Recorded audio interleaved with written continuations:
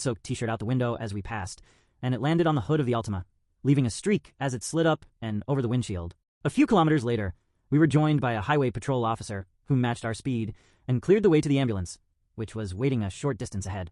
By this time, the bleeding had slowed, but my friend's pulse was very weak. The ambulance crew immediately transferred him upon our arrival.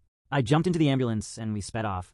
Tragically, my friend passed away just minutes later, less than a kilometer from the hospital. While I was in the ambulance, my other friend stayed on the roadside to explain the situation to the officer. The driver of the Altima arrived and approached the officer, unaware of the gravity of the situation. She began shouting about dangerous driving and how we could have caused an accident. The officer listened and then brought her over to see the inside of my car, which was covered in blood. He also pointed out my blood-soaked friends and explained that we were responding to a medical emergency. After confirming our account of her blocking traffic, he issued her several citations for unnecessary obstruction and dangerous driving. While writing the ticket, the officer received news of my friend's death and stopped to inform my team.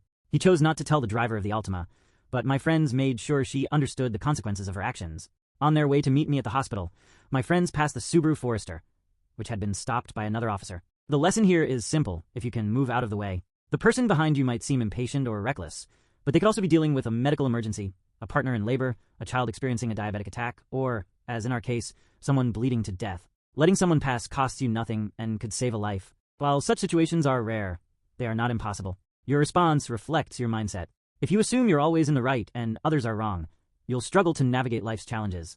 However, if you approach the world with empathy and understanding, you'll find it easier to relax and avoid unnecessary conflict. Take care and live well.